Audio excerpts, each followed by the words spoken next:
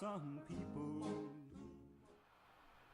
Hello, this is Charles Benninghoff on this April 28th, 2016, and today I'll be talking about Barack Obama's never-ending effort to flood the United States with unvetted Syrian refugees so that he can take yet another step towards transforming our Christian nation into an Islamic, Sharia law-driven, what would you call it, caliphate? I'll also let you know what our church, Pray For Us, is doing to try to stop this and how you can get involved. A news website owned by talk radio host Laura Ingraham reports that the Obama administration and the UN are plotting ways to bring in 200,000 unvetted Syrian refugees to America this year. The report says that the State Department and the UN High Commissioner for Refugees are calling for new ways to address the refugee crisis. In other words, the refugee crisis is how do we get more Muslims in the United States, and by doing so circumventing American laws. A refugee policy advisor from Georgetown University named Beth Ferris told the UN she has an idea for how Obama can pull off this stunt, and our understanding is this is well on the way of being accomplished. Ferris said, maybe it's hard for the U.S. to go from 2,000 to 200,000 refugees resettled in a year, but maybe there are ways we can ask our liberal universities, I'm sorry, she didn't say liberal, I just threw that in. There are ways we can ask our universities to offer scholarships to Syrian students. Ferris continued, there may be ways that we could encourage Syrians to come into the United States without going through this laborious, time-consuming process of refugee resettlement. And by the way, that laborious, time-consuming process she's referring to is the federal government's attempt to do background checks pursuant to our immigration law to see if a potential refugee is actually a member of the Islamic State of Iraq and the Levant, or ISIL.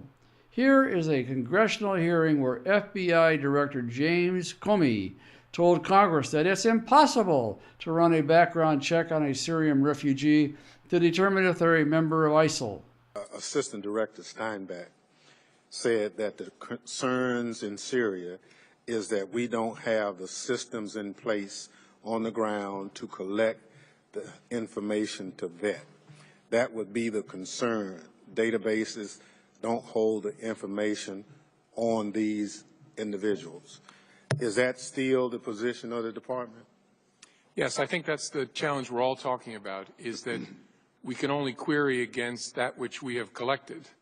And so if someone has never made a ripple in the pond in Syria in a way that would get their identity or their interests reflected in our database, we can query our database till the cows come home, but we're not going to, there'll be nothing show up because we have no record on that person. That's what Assistant Director Steinbach was talking about.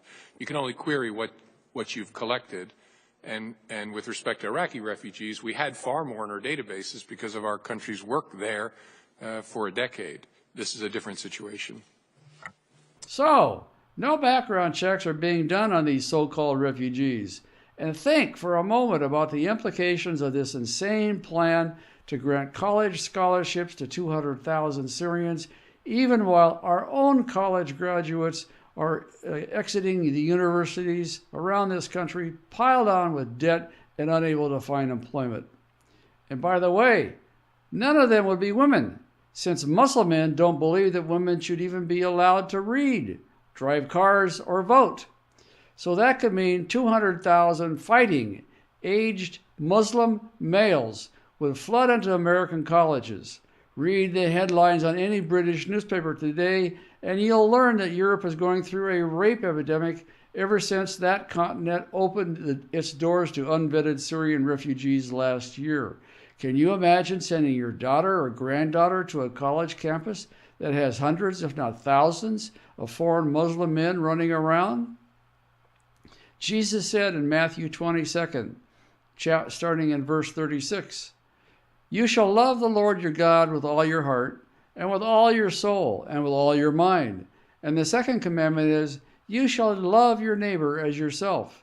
Ask yourself this question: Is it more loving to subject America's own college students, your neighbors, to having to endure going to college with hundreds or even thousands of potential terrorists who come from a foreign rape culture? Or is it more loving to keep those unvetted Syrians out of the country until they're vetted, until they're proven to be non-affiliates of ISIL? The answer is very clear to us, and if you agree with our position, here's how you can help.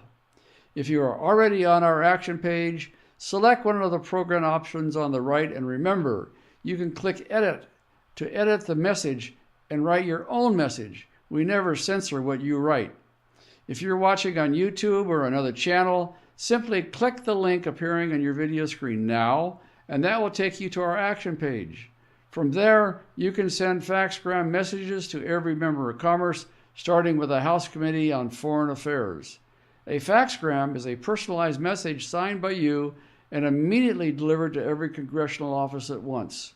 We have to tell Congress to restrict any and all funding that Obama wants to try to use to grant scholarships to 200,000 unvetted Syrians.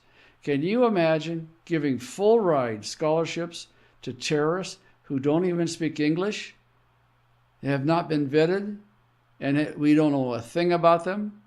This is insane, but it's Obama's latest plot to dump unvetted Syrians here in America. Click the link now and take action to put a stop to this insanity. This is Charles Benninghoff signing off and wishing you freedom, fulfillment, and God's many blessings. Satan can't make me doubt it. It's real and I'm gonna shout it. I was there when it happened, and I guess I ought to know.